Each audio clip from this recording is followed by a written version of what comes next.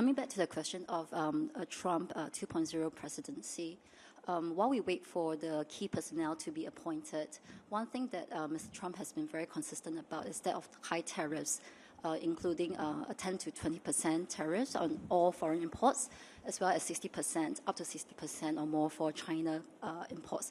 What would be the implications for our part of the world when it comes to this?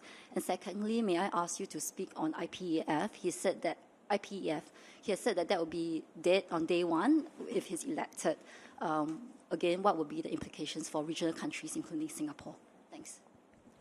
Certainly, when there are tariffs applied, and countries, not just America, even now Europe and other countries have been applying tariffs for fear of Chinese products overwhelming their market, particularly around electric cars.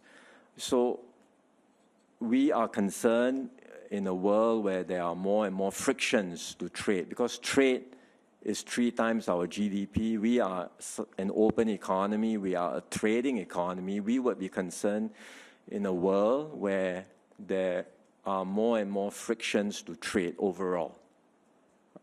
There may be a limited role for countries to apply tariffs, but it ought to be ideally applied within a proper framework. And that's why we go back to if there are issues, if there are disputes around trade, we think from Singapore's point of view, a better way would be to revamp and strengthen the WTO. So while it's getting harder and harder to get countries to support this agenda, even set aside the new administration, even with the previous or the current US administration under Mr. Biden, it's not been easy to put this on the agenda, but we will keep on trying, and we will work with like-minded countries to see how we can strengthen the WTO, have a better framework for continued trade and investments to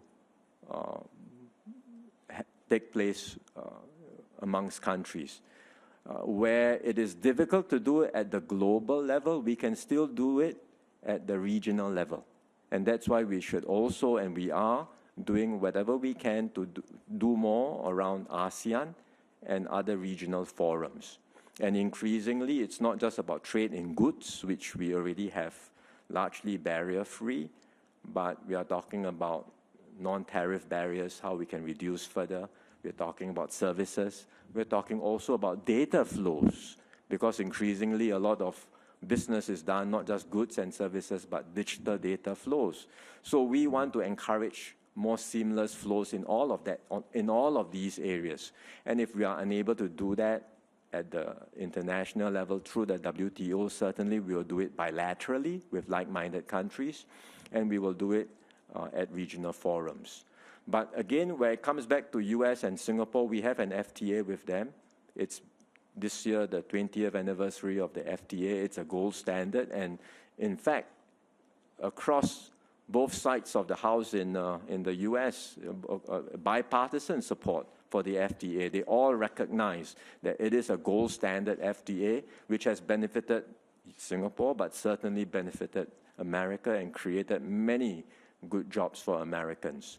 So on that front, we are hopeful that we can, with the new administration, continue to work together.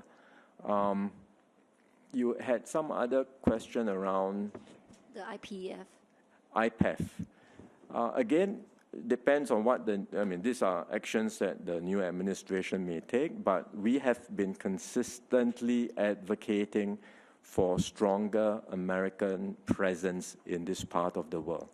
The American security umbrella remains relevant for Southeast Asia because that provides stability for the region. It provides a framework for countries in Southeast Asia to cooperate and to peacefully compete with one another.